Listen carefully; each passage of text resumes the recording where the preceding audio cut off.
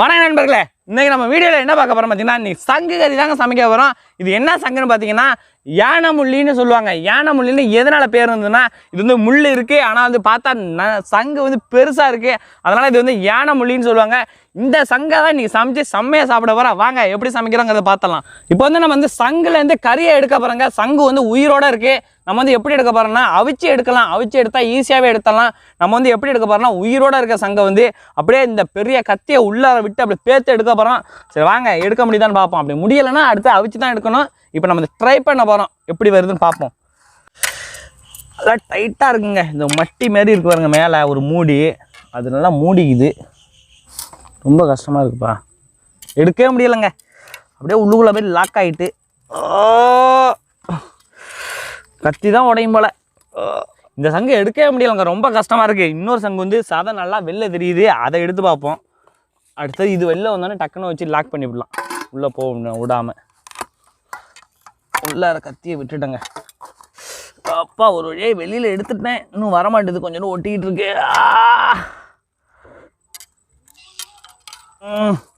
எடுத்துட்டேங்க.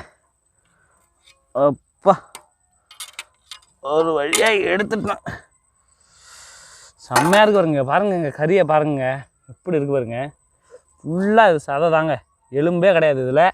இதில் வந்து பார்த்திங்கன்னா இதெல்லாம் இருக்குது பாருங்க, மூடி மாரி. இதை கட் பண்ணி எடுத்துடலாங்க. இது வந்து உடம்புக்கு அவ்வளோ நல்லது. மூலத்துக்கு வந்து செம்மையான மருந்துங்க. இது வந்து சாப்பிட்டா வந்து மூலமே வராது. அதுக்கப்புறம் இது வந்து குளிர்ச்சி, அவ்வளோ குளிர்ச்சி. இந்த ஒரே இடத்துல உட்காந்து வேலை பார்க்குறாங்க பாருங்க, உடம்புக்கு அவ்வளோ ஹீட்டுங்க. ஏன்னா அந்த சேர்லேயே உட்காந்து வேலை பார்க்குறது, அந்த மாதிரி உள்ளவங்க இந்த மாதிரி நத்தை, சங்கு, சிப்பி அந்த மாதிரி சாப்பிடும் போது உடம்புக்கு அவ்வளோ நல்லது.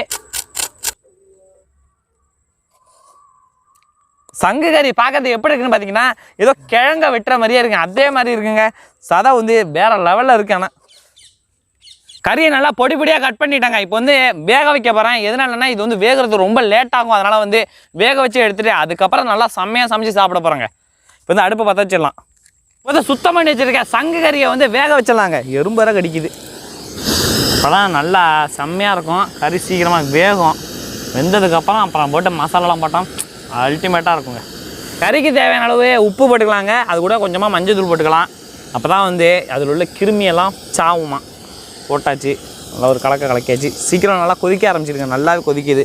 கேஸு நம்ம அடுப்பு வேறு லெவலில் எரியுது. இந்த கேஸ் எப்போ முடிய போதோ அது வேறு தெரியலை. அடடா அமுதமாக வேகுதுங்க, பஞ்சு போட பக்காவா செம்மையாக இருக்குப்பா. கறி வேகும் போது அப்படியே பொங்கிட்டு நுறையா பொங்கி வருதுங்க. அதில் உள்ள என்ன வருதுன்னே தெரில, ஆனால் பொங்கி வருது, நல்லா வருது, மசாலா மாரி வருதுப்பா.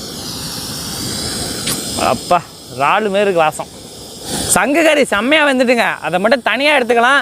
அந்த கறியை பார்க்கும் போதே உருளைக்கிழங்கு அவிச்சு வச்ச மாதிரி அப்படி தாங்க இருக்குது. மஞ்சள் தூளை போட்டதுக்கு அதுக்கும் அவிச்ச உருளைக்கிழங்கு மாதிரி இருக்குது. நான் கூட எடுத்து ஒரு பீஸு தின்னு பார்த்துட்டேங்க. அடுப்பில் கடாயை வச்சிடலாம். இப்போ வந்து எண்ணெயை ஊற்றி செம்மையாக சமைக்க போகிறேன். எண்ணெய் நல்லா ஹீட் ஆகிடுங்க. சோம்பு, பச்சை மிளகா, கருவேப்பிலை மூணுத்தையும் சேர்த்துக்கலாம். என்னது என்ன பயங்கரமாக இருக்குது. அடுத்தது இது கூட வந்து நறுக்கி வச்சுருக்க சின்ன வெங்காயத்தை சேர்த்துக்கலாங்க. நல்லா ஒரு 1/4 கிலோவுக்கு மேலே வெங்காயம் வச்சுருக்கேங்க, அதான் நல்லாயிருக்கும், வேறு லெவலில் இருக்கும் வெங்காயம். பொழுது போயிட்டே இருக்குங்க, அதனால் கொஞ்சமாக இஞ்சி பூண்டு பேஸ்ட் சேர்த்துக்கலாங்க. வெங்காயத்தை கூட நறுக்கி வச்சுருக்க தக்காளி சேர்த்துக்கலாங்க. செம்மையான தக்காளி. நிறையா தக்காளி போகிறேன்னு பார்க்குறீங்களா? வேறு ஒன்றும் இல்லைங்க, தக்காளி வந்து இன்றைக்கி வந்து ரேட்டு ரொம்ப குறைஞ்சிட்டுங்க. முன்னாடி மேலாம் இல்லை, கிலோவே 20 ரூபா தான். அதனால கொஞ்சம் நிறையா வேண்டியிருந்துட்டேன். இல்லைன்னா 2 தக்காளி தான் போடுவேன், இன்றைக்கி வந்து 4 தக்காளி போட்டிருக்கேன். வேக வச்சுருக்க சங்கு கறியை சேர்த்துக்கலாங்க. சங்கு சுட்டாலும் வெண்மை தரன்னு சொல்லுவாங்க, இங்கே பார்த்தா சங்கு கறியாக மஞ்சள்னு இருக்குது. சங்கு கறி செம்மையாக ரெடி ஆகிட்டுங்க. இப்போ வந்து பார்த்திங்கன்னா கொஞ்சமாக மிளகாத்தூள் சேர்த்துக்கலாங்க. காரத்துக்கு தேவையான அளவு. உப்பு, மஞ்சள் தூள் வந்து நம்ம ஏற்கனவே சேர்த்துட்டோம், அதுவே போதுமானது. அது சேர்க்க தேவையில்லை, வெறும் மிளகாத்தூள் மட்டும் போதுங்க. செம்ம வாசமாக இருக்குங்க. சங்கு கறி பிரமாதமாக ரெடி ஆகிட்டுங்க. நான் சாப்பிட்டுட்டு எப்படி இருக்குன்னு சொல்கிறேன். மத்தியான வேற சாப்பிடல, கொல்ல பசியில் இருக்கேன். இன்றைக்கி வெளுத்து கட்ட போகிறேன். எப்படி இருக்குங்கிறத சாப்பிடும் போதே கேட்கலாம், வாங்க பார்த்தலாம். புரோட்டா கூட சங்கு கறி.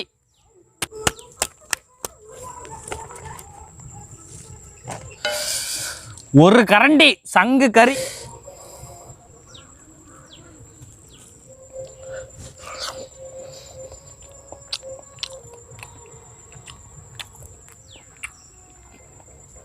வேற லெவல்.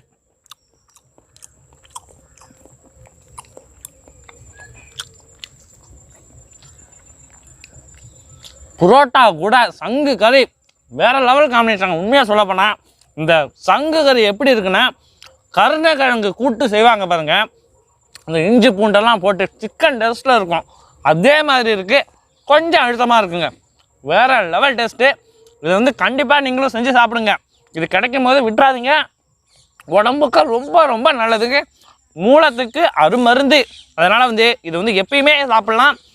சின்ன குழந்தைங்களும் பெரியவங்க வரைக்கும் சாப்பிட்லாங்க. இந்த வீடியோ பிடிச்சிருந்ததுன்னா லைக் பண்ணுங்கள், ஷேர் பண்ணுங்கள், கமெண்ட் பண்ணுங்கள். மறந்துடாமல் நம்ம சேனலை வந்து சப்ஸ்கிரைப் பண்ணுங்க. அடுத்த ஒரு வீடியோவில் உங்களை வந்து சந்திக்கிறேன். பாய்.